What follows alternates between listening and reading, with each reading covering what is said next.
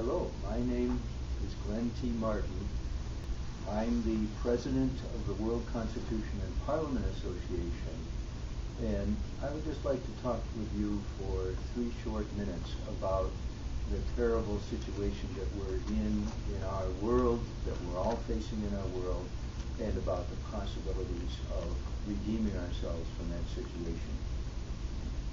Every human being, as I'm sure you agree, has human dignity. In fact, the preamble to the UN Universal Declaration of Human Rights says, and I quote, "Whereas the recognition of the inherent dignity and the equal and inalienable rights of all members of the human family is the foundation of freedom, justice, and peace in the world."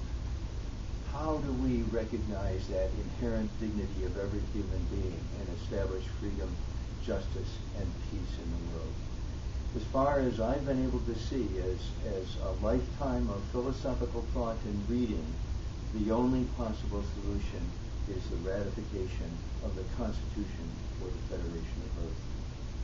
The Constitution for the Federation of Earth has come in many different versions, been published in many different versions. It's translated into 23 languages worldwide, and it has been distributed all over the world. The WCPA, the World Constitution and Parliament Association, has membership in 120 countries and active chapters in many countries.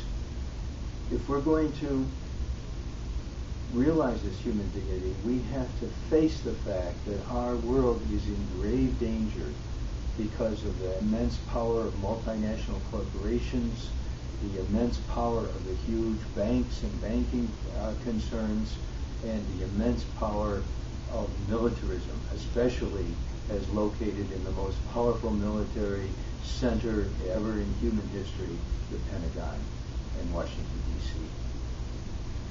Now, there are many people who are afraid of what they call world parliament. They're afraid of a world Earth Federation because they think that it will be a system of domination. But we are struggling precisely against the domination of the 1% over the 99%. That's what's happening today. The 1%, the super rich, are taking over the world. And how do we counteract that? The resistance that we have must think in terms of world law, democratic world law, protecting the dignity and the human rights of every person on earth. As the Declaration of Rights says, it's the foundation of justice, freedom, and peace in the world. These are our websites. Please check it out.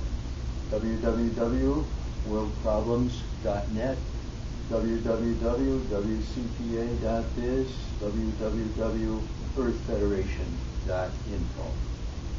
In the Bible, Jesus teaches agape. Agape, as Matthew 5, for example, Matthew 5 verses 43 to 48 says, is like the sun in the rain. God's love is like the sun in the rain, and Jesus says our love should be the same. It should be an indiscriminate love for every human being. And it's the same in Islam, it's the same in Buddhism, it's the same in Hinduism. The basic idea of an indiscriminate, non-attached love for every human being. How do we embody that in concrete social order? The only way is through world democracy, a world parliament. And that doesn't mean that there isn't local communities and local freedom, because in a federal system, a system in which the local has its autonomy over its own section of the world, and then there are larger sections of authority, so that sovereignty is delegated in a federal system from the bottom, and it starts from the bottom up, but it's not going to happen. We're not going to have a decent future for the world unless we also have a constitution for the Federation of Earth, a constitution that guarantees human rights and freedom and due process of law for every person on earth. Thank you very much.